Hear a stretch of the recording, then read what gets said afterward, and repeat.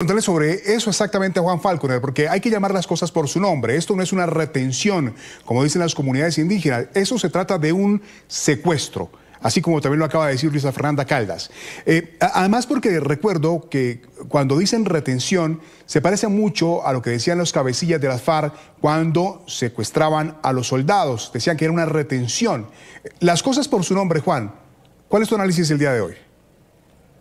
Hugo, definitivamente lo que nosotros estamos viendo acá es una privación de la libertad y se están dando todas las causales que establece el Código Penal para poder establecer que estamos frente a un secuestro y efectivamente esto es muy grave porque en este gobierno se nos ha vuelto costumbre que las fuerzas militares y de policía puedan ser secuestradas mientras realizan sus operativos, que se den estas azonadas en varias zonas del país y que sean expulsados para que estos grupos narcoterroristas puedan desarrollar sus actividades delictivas. Siento que el pecado nace del gobierno nacional por dos razones. La primera, porque en anteriores oportunidades, a diferencia de esta, siempre había hablado de retención y no había hablado de secuestro. Y lo segundo, también había de alguna manera naturalizado no solo la instrumentalización de varias poblaciones, como seguramente ha pasado, sino también que sean las mismas estructuras criminales las que disfrazadas de población civil realicen estas actividades. Sea una o sea la otra, el gobierno nacional desde el principio debió haber denominado esto como secuestro y adicionalmente también tuvo que haber descalificado y haber adoptado las medidas necesarias para evitar que esto suceda, porque es que esto ya se volvió casi que una constante y realmente es un tema que preocupa mucho porque no lo podemos permitir. En estos momentos las fuerzas militares y de policía no tienen pleno control territorial y no se ejerce la soberanía producto del crecimiento de estas estructuras criminales que viene derivado de una política débil e irresponsable denominada la paz total, que hoy por hoy podemos llamarla impunidad total.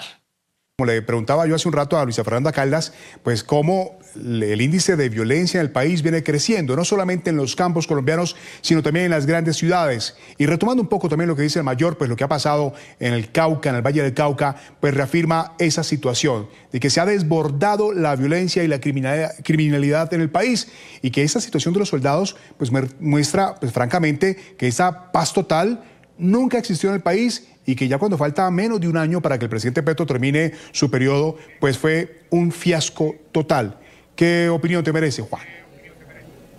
Hugo, definitivamente aquí hay que hacer varias reflexiones muy importantes por demás. La primera es que la seguridad jamás va a funcionar si desde el orden central, si desde el gobierno nacional no se habla, no se dialoga y no se hace un plan y una estructura para combatir estos grupos delincuenciales con el apoyo y la coordinación de las autoridades territoriales. El presidente de la República no se habla abiertamente en materia de orden público con los alcaldes de las principales ciudades del país porque no están dentro de su política ideológica y no acompañan sus proyectos políticos y eso le ha hecho un daño enorme al país.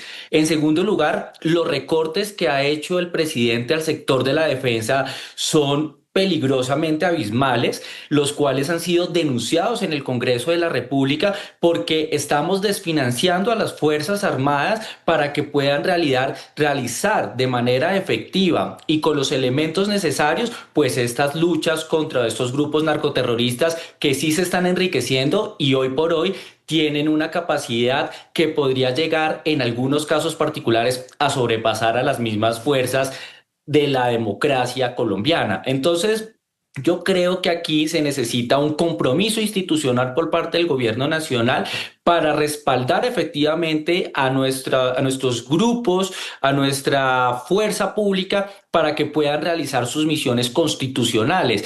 Tenemos, por ejemplo, el gran problema de que no se le puede hacer el mantenimiento a gran parte de las naves para que puedan realizar estos seguimientos. No podemos adquirir todo lo que nosotros necesitamos y no se habla de este tema, pero haber roto relaciones con Israel y no contar con la asistencia militar y de inteligencia que ellos nos brindaban ha dejado un vacío muy grande, no solo para el mantenimiento de algunas aeronaves y la fabricación de algunos elementos de combate, sino también el aporte en la inteligencia militar, que es clave para estos efectos. Yo creo que el presidente ha incumplido su deber constitucional y legal de atacar estos grupos narcoterroristas y nos ha abandonado, y por eso ahora esto ya no solo se ve en las urbes, sino también, no, eso viene de los temas, no solo del área rural, sino que ahora lo vivimos en las urbes. Abandono del Estado por décadas. Hablamos del miedo que tienen los pobladores de la región, pero también las autoridades locales, porque no pueden decir nada, porque están bajo la coacción de esos grupos criminales, quienes son al final los que mandan en la región. Una situación que hace que sea mucho más complejo el panorama, Juan.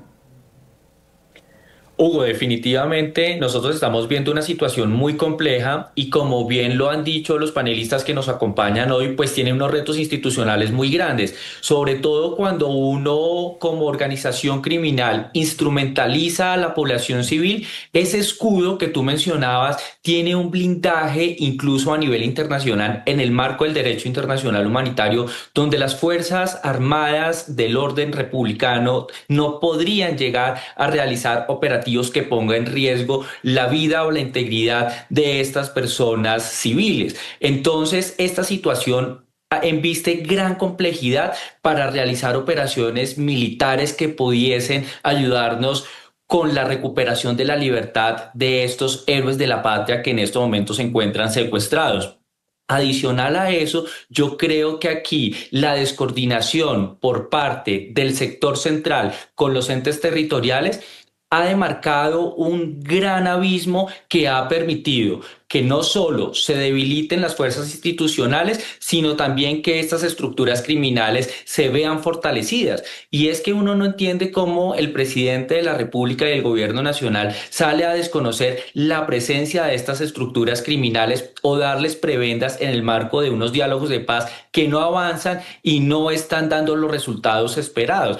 Uno no entiende cómo se mantiene la intención de dialogar con las disidencias de las FARC cuando claramente no quieren la paz. Lo mismo con el Clan del Golfo, lo mismo con el ELN. Desconocer la presencia del Cartel de los Soles, desconocer la presencia del Tren de Aragua, entre muchísimas otras estructuras que ya no son nacionales, sino son transnacionales, pues le hacen un daño muy grande a la institucionalidad y nos permite de alguna manera retroceder en el tiempo y ahora estar viviendo esas épocas crudas y duras de la violencia de los 80 y de los 90, incluso ahora con magnicidios de figuras representativas de la política y de grandes líderes.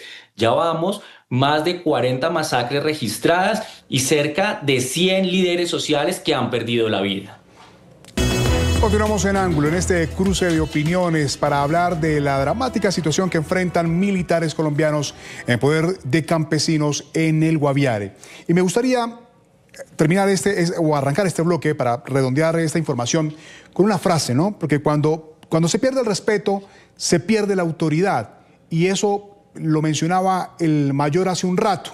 Se le falta respeto a los militares. Recuerdo que en un caso similar de un secuestro también de militares, los habían despojado de sus chamarras, de sus guerreras, les habían además, los humillaban, los golpeaban, le decían, vamos gordito, muévase a un soldado de los que estaban reteniendo. Y quiero preguntarle sobre eso, Juan, cuando se pierde el respeto por las fuerzas militares, cuando se pierde el respeto por las autoridades, se pierde también pues esa autoridad. Hugo, definitivamente nosotros lo que hemos visto aquí es un deterioro de la imagen de las instituciones y eso definitivamente le hace mucho daño al país. Es que la gente ya no siente ni siquiera que nos brindan seguridad, no siente que requieren un respeto hacia lo que representan y mucho más grave, ya ni siquiera acompañan o se sienten identificados muchas veces. Entonces yo creo que eso sí es un problema muy grande, un problema cultural, un problema de educación que nosotros al pasar del tiempo lo hemos permitido. Y es que el problema es que cuando uno tiende a normalizar estas situaciones, cuando pasa el tiempo es mucho más difícil poder retrotraer los efectos tan negativos que uno tiene frente a esto. Y es que no es solo el respeto frente a las fuerzas militares y de policía, sino el respeto a la misma ley, a los mismos dirigentes, entre otros.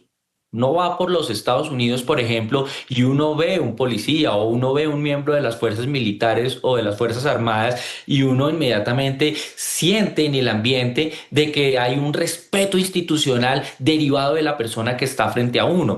Caso contrario a lo que viene pasando en Colombia, donde inclusive los estamos maltratando, los estamos hostigando, los estamos persiguiendo, y eso es muy triste y lamentable. Pero lo más preocupante es que esto venga producto de acciones del gobierno nacional. Entonces, aquí sí hay que hacer una seria reflexión frente a cómo vamos a recuperar esa moral de las tropas, cómo vamos a fortalecer y dignidad, darles dignidad a la actividad propia que ellos representan de la defensa y la soberanía del país. Y también creo que es importante que nosotros replanteemos en esos momentos la categorización y la figura que le estamos dando a nuestras Fuerzas Armadas y de policía. Porque cuando le recortamos los recursos, cuando los minimizamos, cuando permitimos que estas sazonadas se sigan presentando, pues el efecto va a ser como la bola de nieve que va a seguir creciendo y va a llegar a un punto en el que será insostenible. Me duele profundamente los soldados secuestrados, me duele profundamente los atentados que día a día reciben nuestros miembros de las fuerzas militares y de policía a quienes tenemos que rodear en estos momentos.